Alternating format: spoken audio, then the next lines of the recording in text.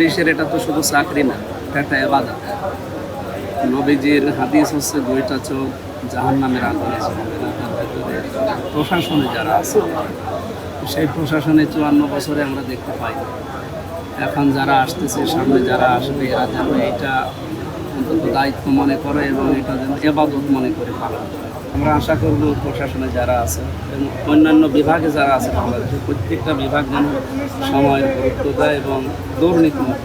5ই আগস্টের পর থেকে যে ধরনের ঘটনা হয়েছিল আপনি জানেন যে এই থানাটা একেবারেই ব্যবহারের উপযোগী ছিল না। এই জন্য পুলিশ তখনও চেষ্টা করেছে, তারা অন্য একটা জায়গায় থেকে তারা কাজ করার চেষ্টা করছিল, কিন্তু তাদের সম্পূর্ণ লজিস্টিক্স নিয়ে, লোকজন নিয়ে যদি পারমানেন্ট স্থাপনা না থাকে তাহলে আসলে ঠিকমতো কাজ করা যায় না। এই জন্য তাদের কিছুটা সমস্যা হচ্ছিল।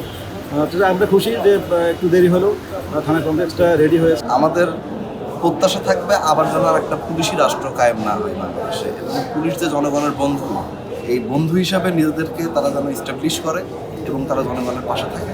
আর বিগত সময়ে যখন এই আইন শৃঙ্খলা পরিস্থিতি বন্ধের অবস্থা ছিল, তখন আমরা দেখেছি, আমরাও পুলিশের প্রয়োজনীয়তা অনুভব করেছি যে পুলিশকে আসলে কী কাজে মানুষের জন্য দরকার। তা আমাদের আশা থাকবে যে পুলিশ তাদের প্রয়োজনীয়তা, তাদের দায়িত্বটা অনুধাবন করে তারা তাদের সঠিক দায়িত্বটা যেন পালন করে এবং জনগণকে সেবা করে।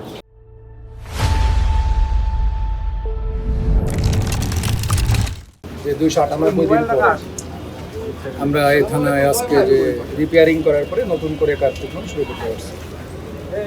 নিঃসন্দেহে একটা জেলা শহরের জন্য তার সদর থানা, তার কোতোয়ালি থানা খুব ইম্পর্টেন্ট থানা।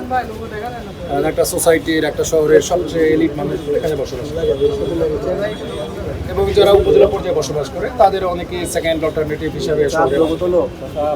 সুতরাং একটা জেলা শহরের যে থানা, সেই থানাটা খুব গুরুত্বপূর্ণ। আপনাদের প্রতি অনেক অনেক কৃতজ্ঞতা যে আমাদের আহ্বানে সাড়া দিয়ে আপনারা এসেছেন।